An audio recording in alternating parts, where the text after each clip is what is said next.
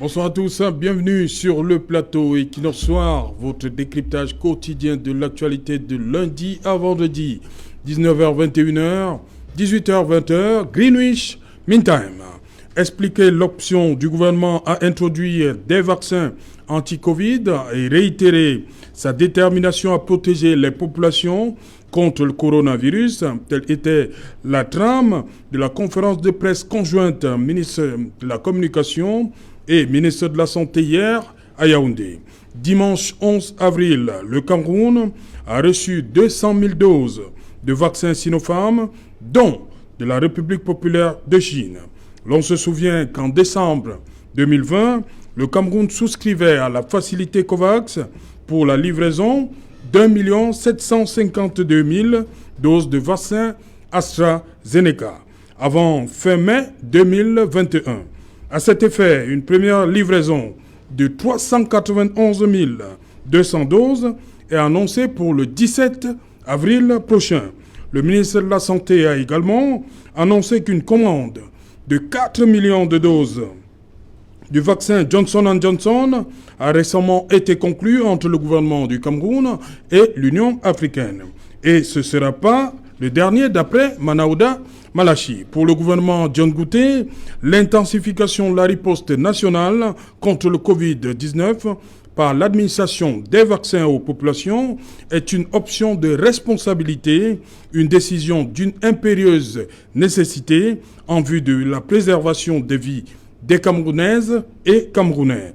Le gouvernement, toujours dans l'optique de rassurer les Camerounais, fait savoir que ces différents vaccins ont reçu le quitus du Conseil scientifique pour les urgences de santé publique ainsi que du groupe technique consultatif national pour la vaccination.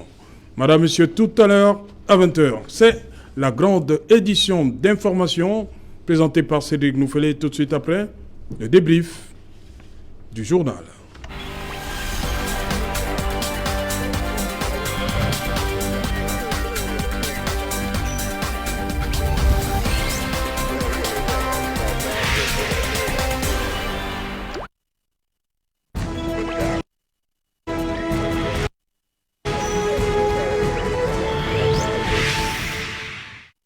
Anti-Covid au Cameroun, le gouvernement se défend pour tenter de comprendre la position du gouvernement par rapport à ces différents vaccins qui sont annoncés dans nos murs.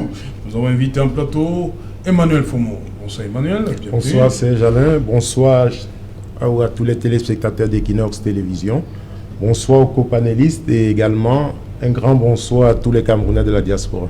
Voilà, vous parlez diaspora, vous êtes en Belgique, vous êtes cadre de laboratoire pharmaceutique. Bien entendu. Voilà. Et vous êtes le président aussi des... Je suis... oui, je suis pour l'instant coprésident. Oui, coprésident. Du comité provisoire de gestion de l'association Cambénélux. Et vice-président de la... comité provisoire? Mais parce que... La FIFA est passée par là aussi? Non, pas du tout. En fait, on a, à cause du Covid, les rassemblements étaient interdits. Donc on est en confinement encore, les rassemblements ne sont pas autorisés. On a donc postposé les élections et en attendant, il faut que les associations continuent à fonctionner. Okay. Donc on a mis un comité provisoire de gestion et en plus j'assume la première vice-présidence de la Fédération des associations et sociétés camerounaises de la diaspora en Belgique. Ok, merci. Serge Gotcho-Nanina, bonsoir, bienvenue. Bonsoir Serge Alain, bonsoir à mes copanélistes, bonsoir surtout aux militants du PURS, à Serge Espoir Matamba, notre premier secrétaire, bonsoir aux populations des Eka dans l'Oignon Ekele, de Bokito dans l'Ombam, de PK8 jusqu'à PK12 parce que c'est ma zone d'habitation, et surtout bonsoir au délégué général à la Sûreté nationale. Je suis à ma énième reconduction, progression de carte nationale d'identité, j'en souffre. Dans votre zone, vous avez dit de PK8 à PK12, vous habitez tous ces quartiers-là? Je passe par là, c'est-à-dire que je passe par Ndokoti, et comme je ne veux pas faire, de mécontents. Mais vous avez oublié Ndokoti, vous passez par Ndokoti aussi. Ben oui. Vous saluez tout le monde. Alors vous savez, Ndokoti c'est un carrefour global. Alors quand vous dites 8, 10, 12, 11, oui. et même 14, les gens se reconnaissent de façon spécifique. Okay. Ndokoti c'est un peu plus ouvert. Okay. Mais je les salue parce qu'il ne faut pas qu'ils disent que je les avais ignorés le moment venu. Je salue tout le carrefour de Coty et la suite. Ok. Bonsoir Faustine Zoudou. Bonsoir Serge Alain, bonsoir à mes co-panélistes et bon courage aux militants du mouvement pour la renaissance du Cameroun qui sont jusqu'à présent à la prison centrale de Yaoundé, de Douala, la prison de Yoko, de Mfou, de Konsamba, de Baoussa. On se pose la question de savoir que font des gens dans des prisons après une marche pacifique. Depuis 8 mois, ils n'ont pas de procès. On va de parodie en parodie. On les inculpe au tribunal militaire, tantôt c'est au tribunal civil. On ne sait pas s'il y a une justice. Je leur souhaite bon courage et surtout bon courage encore à ceux qui sont déportés du côté de Yoko. Je rappelle que Yoko n'est pas qu'une prison, c'est aussi une ville où les gens habitent. Il va falloir qu'on enlève dans la tête des Camerounais que lorsqu'on va à Yoko, c'est pour la torture morale et physique. Ok. Si c'est vous qui le dites. Yoko, c'est aussi une ville, il y a des populations, il y a des villages.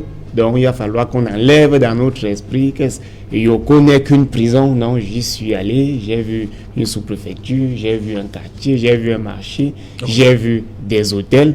Donc Yoko, il n'y a rien là-bas. Nous irons toujours et toujours saluer nos camarades de ce côté-là. Voilà. Faustine Zoudou, je reste avec vous. Vous avez vu le ministre de la Santé publique recevoir...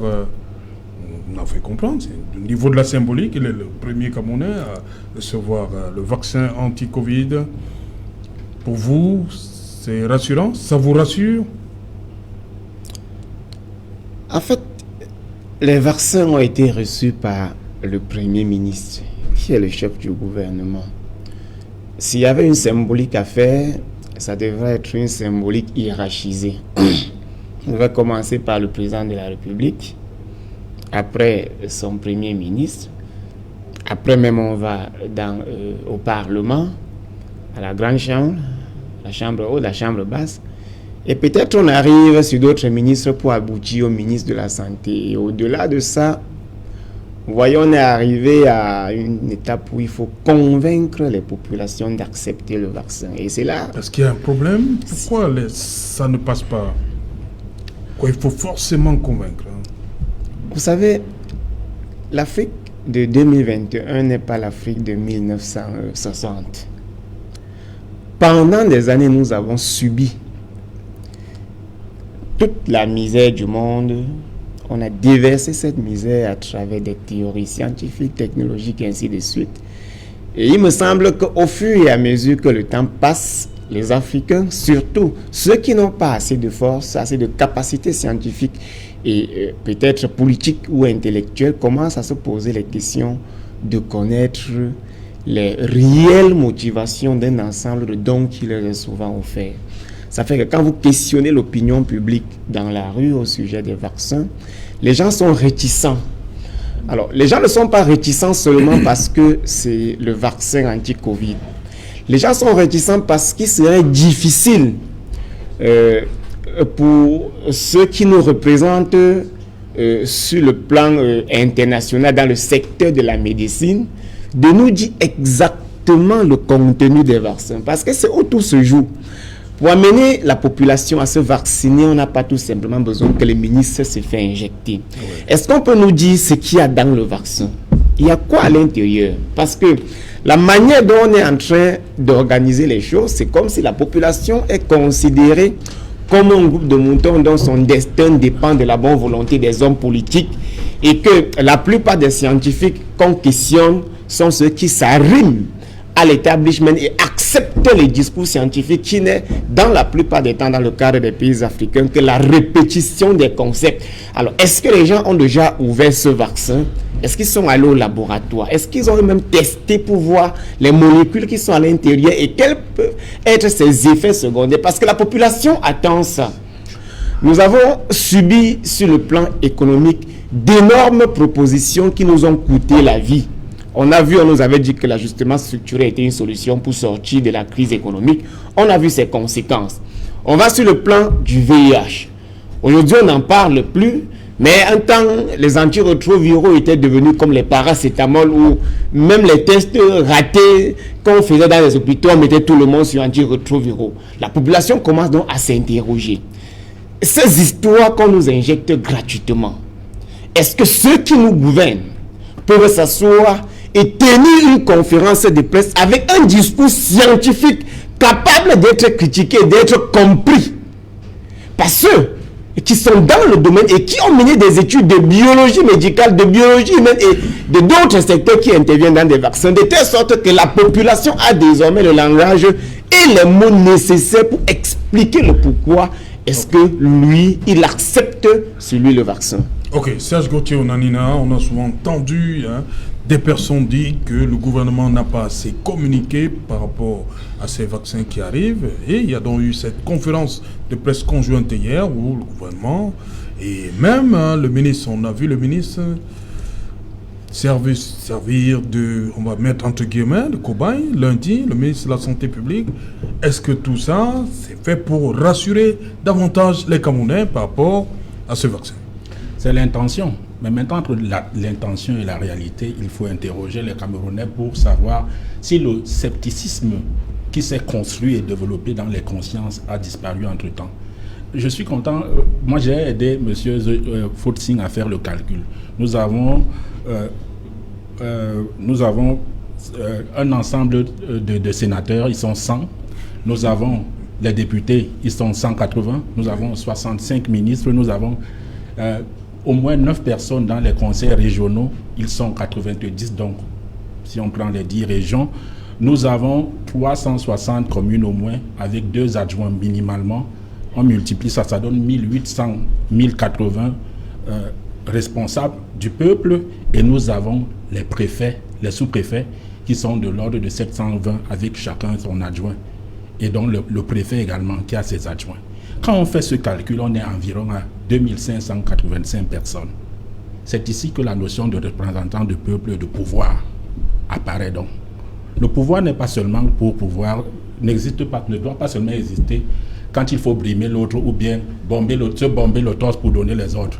Le pouvoir aussi prêche par ce qu'on appelle l'exemplarité. L'exemplarité, c'est elle qu'on va remettre en question, c'est sur elle, c'est elle qui va permettre de déconstruire le scepticisme, premièrement.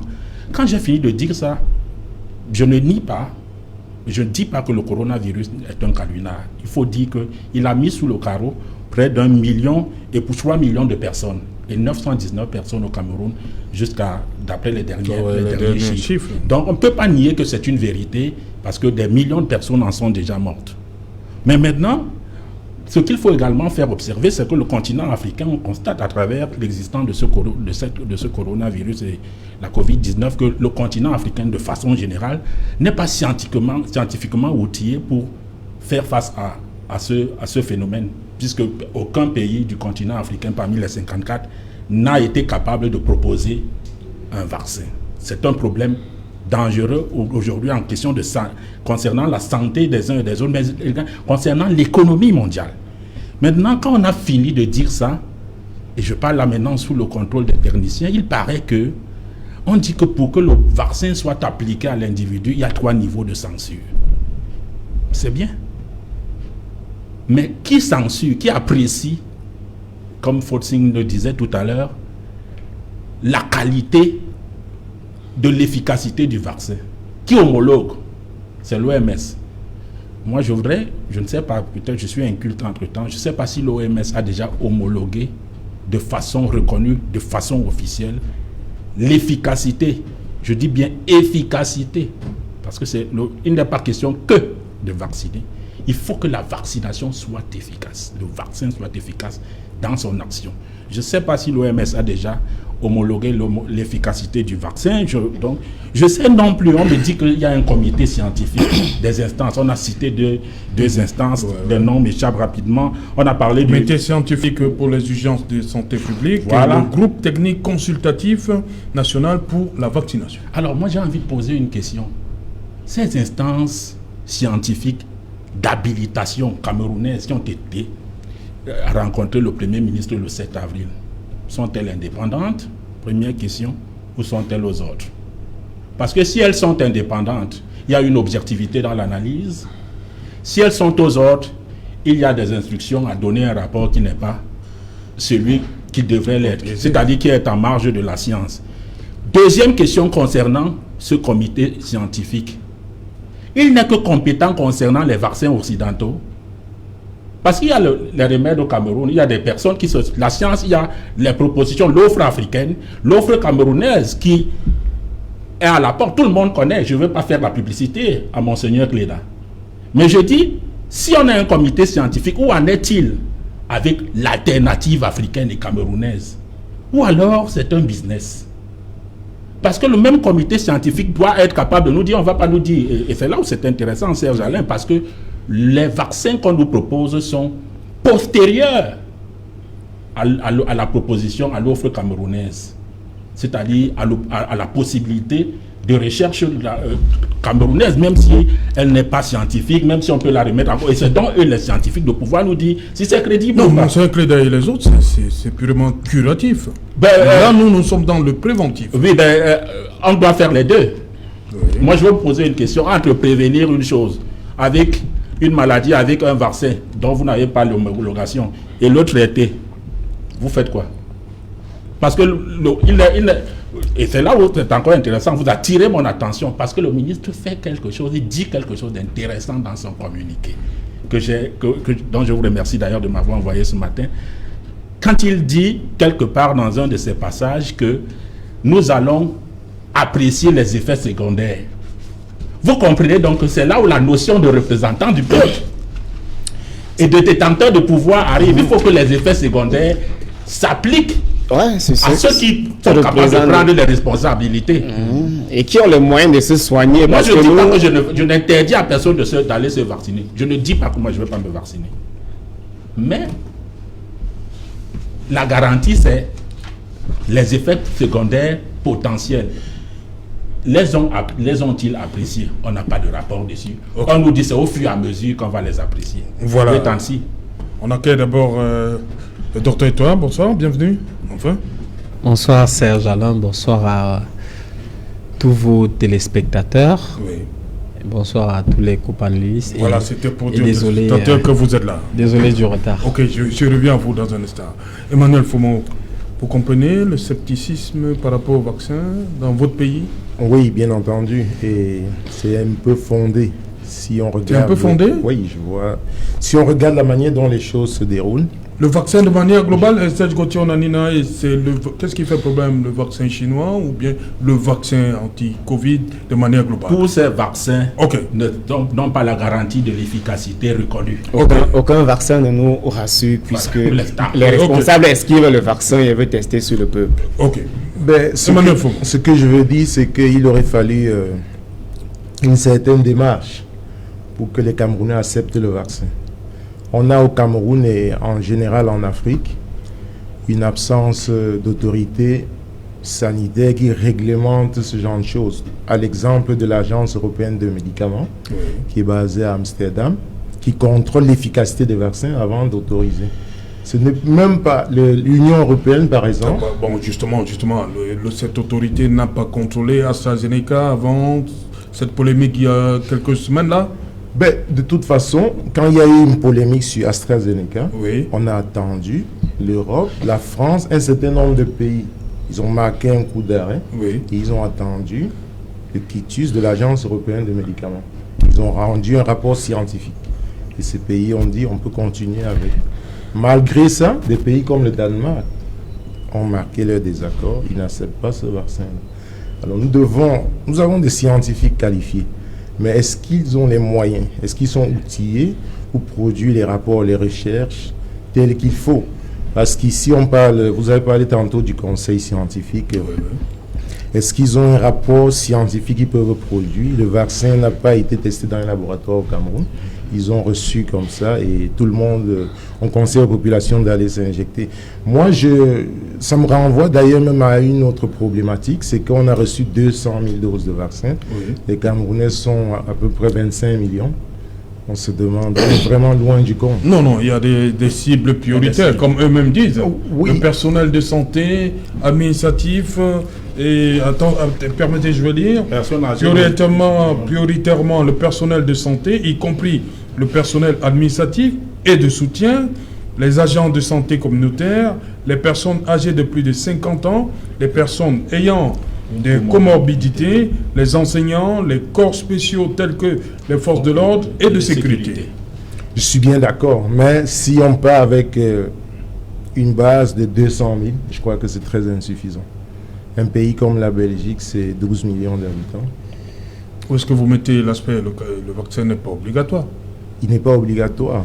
Même comme on dit, on nuance en disant, il est fortement recommandé, Il n'est pas obligatoire. Oui, de toute façon, les Camerounais ne se vaccineront que s'ils sont convaincus que le vaccin est efficace.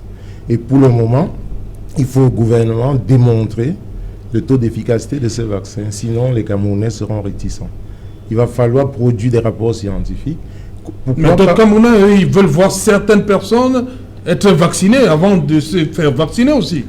Vous parlez d'efficacité. Oui. Il y a des personnes qui voient la chose autrement. Ils veulent voir certaines personnes vaccinées.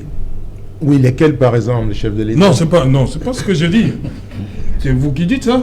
Oui, moi je pense, en tant que Camerounais, moi j'aurais souhaité voir le chef de l'État prendre sa première dose de vaccin.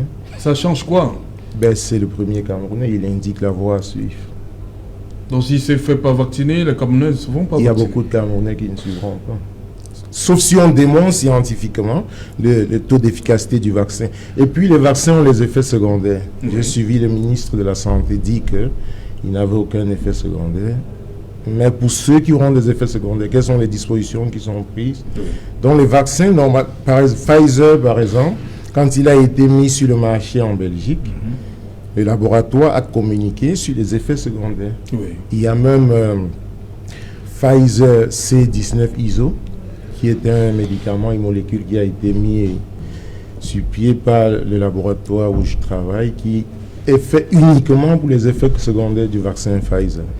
Donc on a on a des risques. Il y a des populations qui ont des antécédents médicaux. Quand ils prennent des vaccins, il faut contrôler tout ça, il faut suivre. Le docteur Etoa ne me démentira pas. Oui. Donc, quelles sont les dispositions qu'on a prises au niveau sanitaire pour...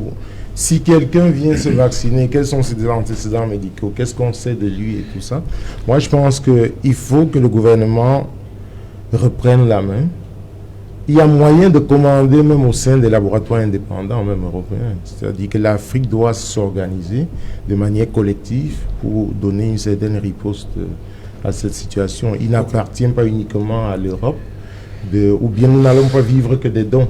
C'est d'ailleurs les premiers vaccins qu'on a reçus, c'est des dons chinois. Le gouvernement, le rôle, c'est d'inventorier et de voir les vaccins qui sont les plus efficaces et passer des commandes pour ces populations. Il faut les acheter. Voilà justement, en dehors. Docteur Etoa, le vaccin Sinopharm est au Cameroun, 200 000 doses depuis dimanche dernier. Et on annonce pour le 17 avril 391 200 doses de AstraZeneca.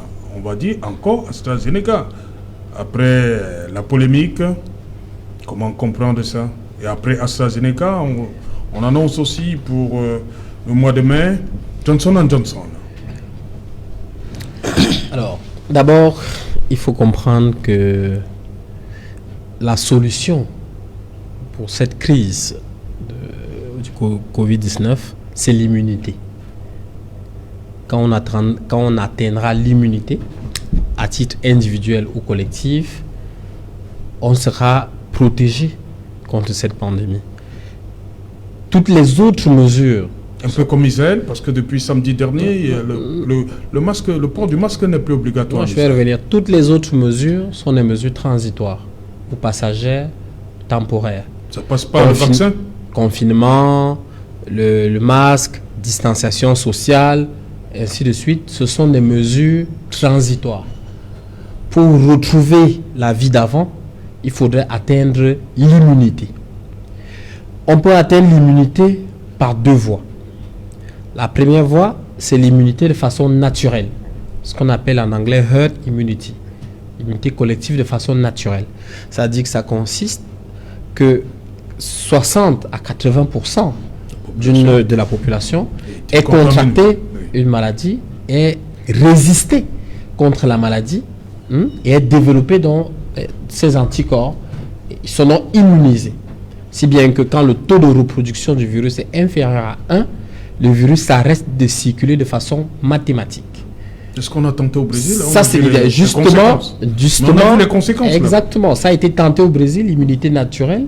Ça a été tenté au Brésil dans une ville qu'on appelle Manaus. Chez les Indiens. Voilà, exactement. Où plus de 70% de la population avait atteint l'immunité. Le problème, c'est que ce genre de tentative crée des variants. Parce que... D'où le variant brésilien. Exactement. Parce que plus un virus circule dans la population, plus il a le temps de muter énormément et de faire des erreurs qui peuvent donc accroître sa virulence. Donc, l'immunité de façon naturelle est un grand risque. Vous comprenez? Donc, il faut rapidement raccourcir la durée de circulation d'un virus au sein d'une population pour ne pas créer assez de variants. C'est pour cela que la deuxième voie pour créer une immunité collective est une immunité artificielle, induite par la vaccination. Et donc, dans la vaccination, effectivement, on aurait aimé que pour qu'on ait le processus normal, c'est-à-dire qui se déroule entre 2 et 10 ans pour produire un vaccin, mais l'humanité n'a pas le temps. Nous avons plus de 150 millions de personnes infectées, 3 millions de morts, une économie à l'arrêt. On ne pouvait pas se permettre d'attendre autant de temps. C'est pour cela que chaque fois que l'humanité est face à un défi, elle le relève toujours. Et la science a pris ses responsabilités en mettant sur pied un certain nombre de vaccins en un temps limité. Il y a plusieurs types de vaccins. Il y a des vaccins ARN, il y a des adénovirus, il y a des virus atténués, des virus morts. Donc, ça dépend. Il faut donc savoir que dans ce type de défi que l'humanité, dans lequel l'humanité s'est engagée, ça ne va pas être sans risque. Et nous devons nous poser les questions. Le principe de précaution que nous voulons poser, c'est contre le virus ou contre les vaccins? Le virus a tué 3 millions de personnes. Le vaccin en a tué combien? AstraZeneca, qui est sur le banc des accusés aujourd'hui, c'est 83 thromboses sur près de 100 millions de personnes vaccinées. Quelle est la balance bénéfice-risque? C'est de ça qu'il faut poser comme question. Et c'est pour cela qu'il faut poser dans tous les conseils scientifiques de tous les pays. Je dis, s'il y a eu des problèmes en Norvège, c'est pas qu'il y a une démographie précise, en Finlande ou au Danemark, ce ne sera pas la même chose au Cameroun qui a une autre démographie. Donc, chaque pays, chaque scientifique de chaque pays, chaque comité scientifique doit prendre ses responsabilités et poser les recommandations des vaccins en termes de tranche d'âge. Pour un garçon de 20 ans, 25 ans, 30 ans, est-ce qu'il faut qu'il prenne un vaccin parce que s'il prend un vaccin, c'est plus le risque le risque de thrombose qui est plus important pour lui. Mais pour une personne de 50 ans avec des comorbidités, c'est le virus qui risque plus de le tuer que le vaccin. Et donc, c'est au cas par cas qu'il faut poser la question de l'utilité des vaccins. La question des vaccins, ce n'est pas oui ou non. Je veux, je ne veux pas.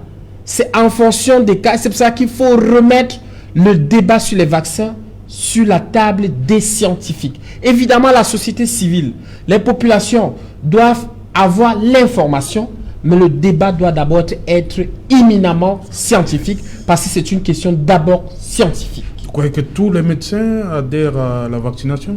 Tous les médecins ne sont pas des experts en vaccinologie ou un expert en santé publique. C'est-à-dire s'ils sont candidats à la vaccination. Je dis tous les médecins. On a des cas où des gens, au Cameroun même, il y a des médecins qui ont refusé. Non, effectivement, tous les médecins. De se faire vacciner. Alors qu'on parle de cette des prioritaires dans cette campagne de vaccination. Tous les médecins n'ont pas toujours accès à l'information de façon équitable ou homogène. Il y a l'information qui arrive.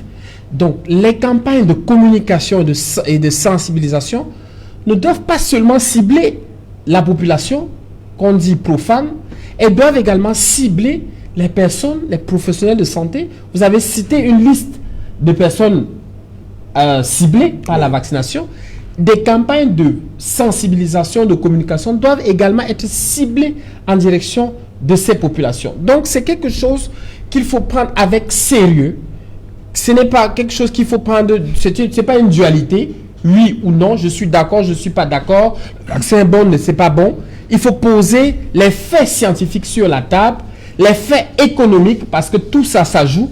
On veut un vaccin, le meilleur qui est sur la table en ce moment, c'est les vaccins ARN, les vaccins Pfizer, Moderna, mais le Cameroun n'a pas les moyens de les acheter, n'a pas les super congélateurs qu'il faut pour mettre à 80, à moins 80, à moins 80 degrés, n'a pas la logistique nécessaire pour pouvoir les acheminer. Et même si on voulait, les carnets de commandes, le temps pour les commander, un nombre de pays occidentaux sont sur la liste d'attente. Ils n'arrivent pas à avoir accès au vaccin avec les moyens colossaux qu'ils ont. Donc il ne faut pas faire la fine bouche. Nous avons reçu des vaccins, entre guillemets, chinois. Ils ont une efficacité, j'ai suivi, un peu au-delà de 50%, peut-être légèrement inférieure aux autres vaccins. Un vaut mieux que 0. C'est déjà un pas. Nous les prenons parce que c'est ce que nous avons sous la main. C'est les moyens que nous avons sous la main. Vous savez que ce n'est pas seulement les vaccins qu'on nous donne. On nous donne, les Chinois nous donnent les hôpitaux, les autoroutes et tout. Donc ce n'est pas sur les vaccins que nous allons commencer un patriotisme exacerbé. Il va falloir être lucide et humble devant les défis. C'est un côté Nanina. Moi, je suis... Les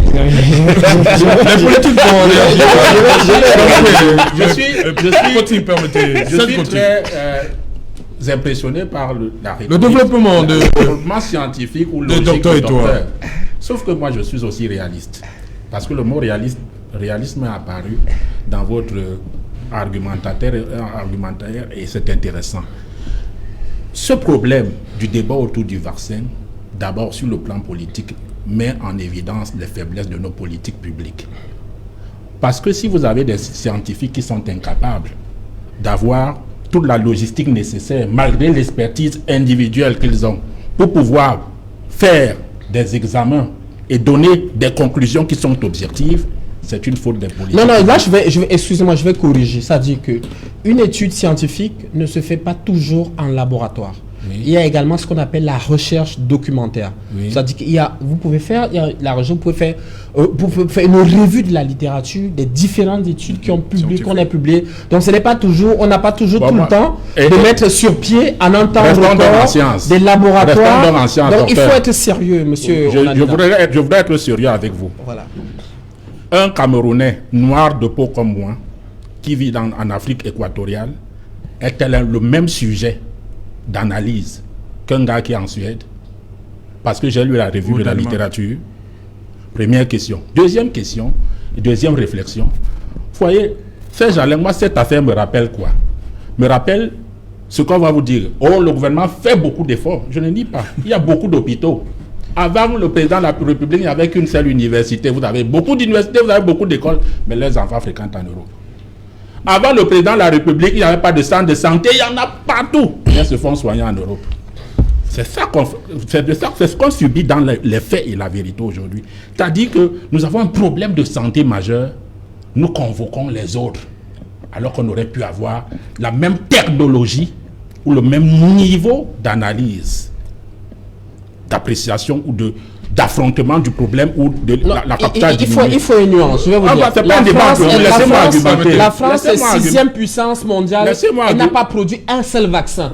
Oui. Ça dit que non, je vais vous dire. Ça dit que il faut qu'on soit humble. C'est bien l'afrocentrisme, c'est bien le panafricanisme, c'est bien le nationalisme, mais il va falloir être réaliste. Si vous voulez arriver à un certain nombre, va falloir qu'on développe, qu'on travaille notre pays pour qu'on arrive à un certain nombre. Mais vous me rejoignez donc. Donc, c'est pas ça. Je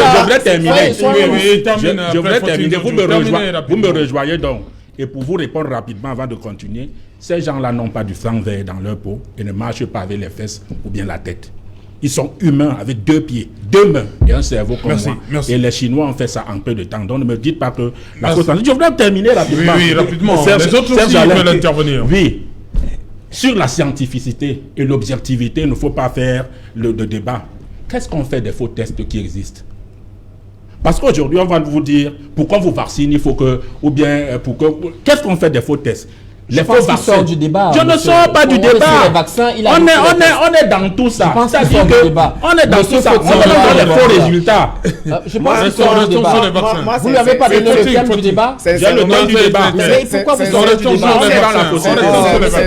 Sincèrement, quand je coule le docteur et toi, ça dit que il est doté d'une littérature scientifique hors pair. Et là, ça me galvanise dans ma démarche qui consiste à croire, puisqu'elle dit quelque chose d'intéressant. La démarche scientifique ne consiste pas toujours à aller dans le laboratoire faire des analyses. On peut lire des revues scientifiques et aboutir à une conclusion scientifique. C'est ce que j'appelais dans mes premiers propos la répétition des théories qui fait croire aux gens qu'ils font la science. C'est très dangereux. L'Afrique a du chemin. Et ces débats, s'il fallait pas le centrer sur le Cameroun, si on devait tenter de l'élargir, il pose le réel problème de la capacité des dirigeants africains à comprendre les enjeux du monde et leur capacité à prendre en charge. Nous sommes tous d'accord. Là, nous, on a l'urgence. Maintenant, on a 3000 morts. Face à l'urgence. Qu'est-ce qu'on fait? Face à l'urgence. Il ne va pas falloir.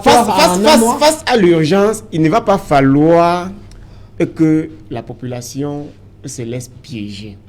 Parce qu'on peut accepter de nous faire vacciner tous et que cela crée un autre problème et que nous ne soyons pas capables de comprendre parce que les problèmes précédents qui ont amené au vaccin n'ont même pas déjà été compris par ceux qui nous ont vaccinés.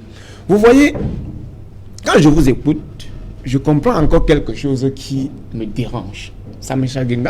Ça me chagrine pourquoi? Parce que dire que lorsqu'il y a urgence, on peut ne pas entrer au laboratoire, c'est très dangereux. Ça veut dire que c'est validé que si c'est à vous, docteur et toi, qu'on avait confié ces conteneurs de vaccins, vous devez aller juste lire des revues scientifiques et venir appliquer sur la population. J'aimerais dire, parce que c'est aussi une très grave erreur de la médecine moderne et la science de manière globale, que les Africains qui partent étudier tombent dans ce piège. 5 secondes. Les Danois qui ont refusé sont-ils fous? La contextualisation des résultats scientifiques. Nous sommes dans une zone équatoriale. Oui.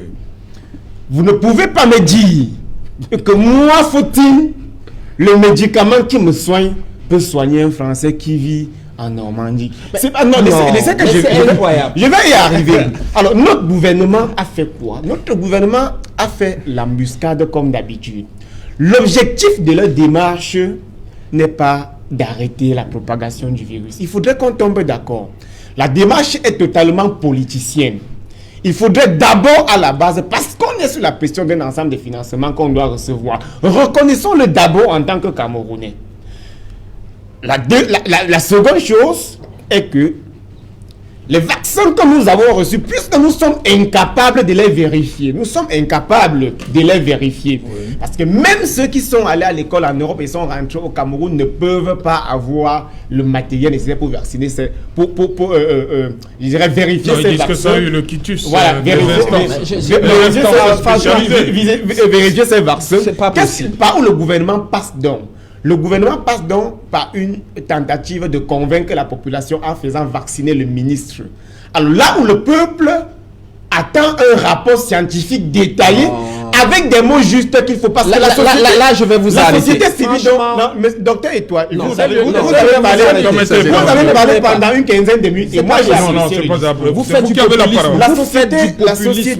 La société civile dont vous parlez. Bon, revenons d'abord à l'Assemblée nationale. C'est là où le peuple est représenté. J'aurais voulu que ramasse ces doses de vaccins, on entre à l'Assemblée nationale. Ça, c'est du populisme. Oui, mais pourquoi vous parlez du populisme? Monsieur, puisque vous êtes médecin, vous voyez, lui, il parle des faux tests. Vous dites que non, il sort du débat. Alors, pour vacciner quelqu'un, d'abord, pour vacciner la population, il va falloir qu'on arrive déjà à accepter qu'il y a une propagation du virus au sein de la population. Et cette acceptation passe par les tests qui sont à la base non justifiés, eux aussi. Ça veut dire que les données que nous avons actuellement sur la base de ces tests ne sont pas des données justes et vraies. Allant sur ce principe, on peut même dire que nous n'avons pas encore besoin des vaccins, puisque ceux que nous déclarons atteints du coronavirus ont été certifiés par des tests qui sont contestables. Monsieur Otou, vous en débat tant que modérateur. médecin, avant qu'il rebondisse, vous en tant que médecin, laissez-moi rebondir. La répétition, parce que vous avez dit quelque chose de très dangereux, qu'on n'a pas besoin d'entrer seulement à laboratoire. Mais là, on vous a compris. De la médecine. On vous a compris, on vous a compris. Et de ma vie. On va lire des revues testées sur les populations françaises et américaines. Merci. Et essayer ça sur les Camerounais. On vous a compris. On commence par les préfets. Emmanuel Fomon. Ça, c'est un grand jeu de Oui, je reviens à vous, docteur. Ben, le débat est très houleux. La question, moi je pense que ça ne va pas être facile. Comme je l'ai dit à l'entame, il est quand même difficile que les populations acceptent comme ça de se faire vacciner sans qu'il y ait un mécanisme de démonstration scientifique. On ne peut pas dire aux gens allez vous faire vacciner sans produire quand même des rapports scientifiques. C'est-à-dire que le docteur dit tout à l'heure qu'on peut, sur base de la lecture de certaines revues scientifiques. Moi, je pense que c'est insuffisant. C'est vrai qu'on est face à une urgence, mais ça ne doit pas laisser naviguer à vue. C'est pas parce qu'on est face à l'urgence qu'on doit accepter tout ce qu'on a sous la main. Moi, je pense qu'il faut. On est un pays, on a des institutions, on a un budget, on a un ministère de la Santé, on a un ministère de la Recherche scientifique et technique. Le rôle, évidemment, c'est de jouer, c'est de faire ce qui est utile et nécessaire pour qu'on en arrive à cette situation-là. Docteur, Docteur, toi. Oui, non, permettez d'abord. Oui. Par rapport à la polémique AstraZeneca, le conseil scientifique camerounais s'est prononcé. Hein. Oui. Voilà. Maintenant, on annonce l'arrivée de 300 000 doses, 391 000 doses d'AstraZeneca le mois prochain. Le conseil scientifique a fait une autre sortie pour dire maintenant c'est OK pour le Cameroun. Non, je suis vraiment pour l'extrême rigueur scientifique. Oui. Je suis vraiment pour. Je suis pour que ces vaccins, quand ils descendent, qu'on les amène au LANACOM, je crois, le laboratoire national de contrôle, qu'on contrôle, qu'on fasse tous les tests. Écoutez. C'est moi qui vous donne la parole. Oui. Docteur Etoua, les Sinopharm est arrivé dimanche dans la nuit à Yaoundé-Timalène. Et à midi, le ministre s'est fait vacciner. Comment comprendre? C'est ce que je dis. Comment comprendre? Ça s'est passé à quel moment? C'est ce que je dis, c'est-à-dire si on me demande à moi, évidemment, j'aimerais qu'on prenne le maximum de mesures possibles pour pouvoir être sûr de la qualité, de l'efficacité, de l'innocuité de ces vaccins. Mais je suis perturbé par la bipolarité des Camerounais. C'est-à-dire que surtout de mon ami Fauting qui est à côté. C'est-à-dire, vous voyez quelqu'un, il vous demande d'être sûr du vaccin, d'avoir les meilleures études, mais c'est lui qui vous dit, il faut qu'on valide Cléda. Il faut qu'on valide Ngulbetara. Est-ce qu'il a vu les études sur Cléda? Est-ce qu'il a vu les études sur Ngulbetara? La faute à qui? La faute à qui? Vous voulez me prendre pour responsable? Vous n'avez pas été rigoureux. Étudier pour Cléda. 30 secondes. 30 secondes, docteur. 30 secondes. Je prends sur moi en public de dire que je soigne une maladie. Oui. Dans un pays, nous sommes dans la santé publique. C'est-à-dire que 1 million de personnes peuvent croire en moi et venir. Qu'est-ce que vous faites, vous, en tant qu'expert en santé publique? Vous venez vers moi, vous prenez le médicament. Vous prenez le médicament. Mais c'est aussi... Oui. Mais justement, vous faites une contre-étude. Et vous faites donc une sortie pour dire, gouvernement, comme il n'a pas produit une étude, ou comme son étude est fausse. Est-ce qu'il y a une seule étude sur un seul des Dans tous les cas, pourquoi vous ne vous prononcez pas sur Cléda? Qu'est-ce qui vous empêche de vous prononcer sur Cléda? Ils ne sont pas mobilisés pour Cléda. Vous faites ces experts-là, ils sont seulement scientifiques pour la plupart des choses. Dans ce cas, le produit vient de la Chine, et pas pour Cléda ici. Vous faites de l'activisme pour que les solutions locales soient mises sur pied. C'est pas de l'activisme, c'est de la logique. C'est une logique de logique. Camerounais. Est-ce que vous ne pouvez pas être extrêmement exigeant pour les médicaments ou les vaccins étrangers et être extrêmement complaisant. Nous sommes exempts parce que les vaccins étrangers ont été validés, laissant clé Les vaccins étrangers sont postérieurs à la solution des clés Vous avez une seule étude sur Cléda. Qu'est-ce qui empêche de la sortir? vous avez fait? Qu'est-ce qui empêche de sortir cette étude? Oui, mais est-ce que Cléda dit je ministres soigne? sont allés lui rendre Cléda dit visite. je soigne. Le conseil scientifique Les ne ministres va pas sont parler allés de rendre Cléda. visite à Cléda, à Monseigneur Cléda. Il faut lui donner ses honneurs. Ouais, sensibles. Monseigneur Cléda. À Monseigneur Cléda. Les ministres sont allés. La suite, c'est quoi? Non, on y a cru. Maintenant, c'est au même gouvernement parce que lui, il a dit moi, je soigne. Mais je ne fais pas trop de publicité.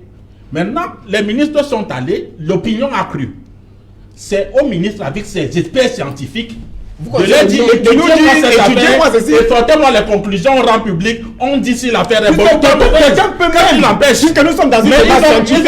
Mais ils ont été rapides pour donner des conclusions sur des choses de blancs qui viennent à 1 milliard de kilomètres. Serge Gauthier, quelqu'un peut produire un médicament dont il ne peut donner, Donc, donner la démarche alors, de son vous propre êtes une médicament. télévision sérieuse. Oui. Non, vous êtes là, vous êtes là. Non, invitez. Vous êtes êtes expert. Non, permettez-moi. Vous avez un cas de Docteur expert de Étoile, pharmacie. docteur Il faut Étoile. qu'il vous explique la démarche. Non, docteur Vous pouvez Étoile. pas, tout n'est pas avec la politique. non, On n'est pas faire la politique non, sur non, les non. médicaments. Docteur Soyons Étoile. sérieux.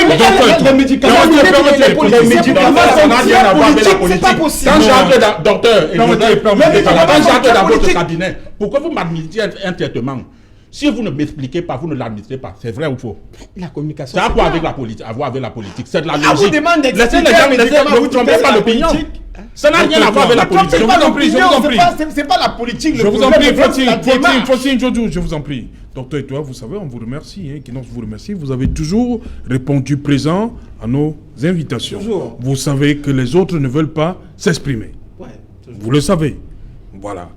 Hein? On est obligé parfois de faire appel à la diaspora camerounaise pour parler de ces choses. Voilà. Oui, Emmanuel Faumont. Ben moi, je crois que quand je suis le débat, c'est à l'image de ce qui va être sur le terrain. Oui. Ça dit qu'il y aura une bipolarisation au niveau des Camerounais, ceux qui ne sont pas favorables au vaccin et ceux qui seront pour. Mais de nouveau, face à une situation comme on aurait pu faire une synthèse des deux, ça dit qu'il y a des Camerounais capables. Les médicaments de Dr Cléda, par exemple, j'ai vu des Camerounais. Maintenant, il est docteur. Monseigneur, je vous en la prie. confusion que vous Non, mais faites dans l'esprit des c'est un Camerounais. lapsus. Si tout le monde devient médecin, Non, on n'a pas dit que non. Il s'est repris. c'est comme ça. Non, Dans ce pays, tout est mélangé. Non, j'ai pas- C'est incroyable. C'est pas possible. Maintenant, c'est Je parlais de docteur. lapsus. C'est pas possible. Pourquoi vous ne demandez pas qu'on enlève le plaque? Les docteurs de la médecine traditionnelle, enlevez le plaque. Oui. Puisqu'on les appelle des docteurs. C'est un lapsus, c'est un lapsus. C'est un lapsus, docteur Étoile. Ouais. J'ai dit Monseigneur Cléda. Qui est pharmacien? Qui, docteur Cléda? Oui. Pardon, vous me faites perdre le fil des idées.